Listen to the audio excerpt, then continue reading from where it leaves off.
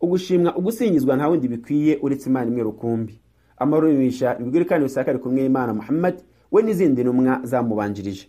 Bagaragu b'Imana, nkuko twarimo tuganira muri chapitre ya mbere ibintu bine umuyisilamu asabwa kuzirikana. Ubu tugiye muri chapitre ya kabiri aho tugiye kurebera hamwe ibintu bitatu.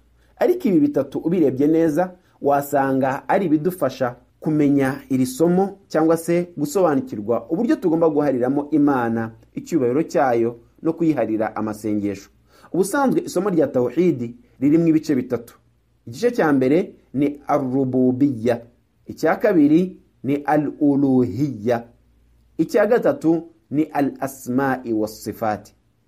Igice cya mbere ari cyo ar-rububiyya kigufasha kumva no gusobanukirwa uburyo hariramo Imana ibikorwa byayo. Imana niyo nyiri kurema ibirere birindwi n'isi. Imana ni itera umutingito, igatera imyuzure, ikagwisha imvura nyinshi. Ikindi, iyi tawhidi igufasha ikumvisha ko Imana ariyo muremyi wa byose kandi niwe mugenza wa buri kintu cyari cyo cyose. Ibi ngibi iyo umaze kubyakira wisanga mu mvugo y'Imana igira iti la yusalu amma yaf'al, muko Imana ntibazwa ibyo yakoze, wahum yusalun, ahubwo babandi abantu ibyo bakoze bo bazabibazwa. Imana ntiryozwa. Bagaragu b'Imana, urebye ibyorezo n'amakuba tubamo, mu buryo bwo kugira ngo ubashe gutuza mu mutima wawe nuko ubanza kumva ko ibi byose ubigenza n'Imana.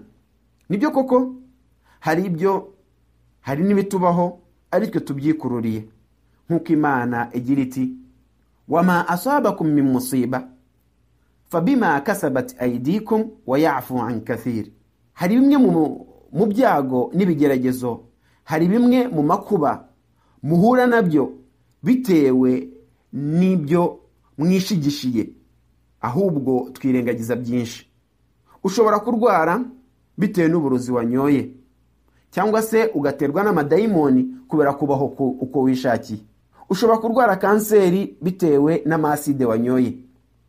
Ahubwo Imana igiye idufatirana kuri bya bindi twishigishira cyangwa se tuba impamvu yuko bitubaho, ndahamya ko nta warokoka, ahubwo Imana yirengagiza byinshi.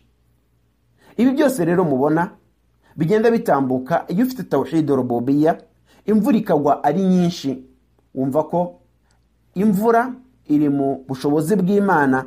Kuri iyo mpamvu nge nta comment nashyira ku mvura byo kuvuga ati ntangira gutuka imvura, cyane ko intumwa y'Imana Muhammad salawatullahi wasalamu alayhi itubwira iti la tasubbu dahran, muramenye ntimuzatuke ibihe, kubera ko Imana niyo bihe cyangwa se Imana nigenza ibyo bihe. Itawhid rero rububiyya iyo umaze kwigira hari intambwe ubuteye mu mutima wawe. Hakaza tawhid al-uluhiyya.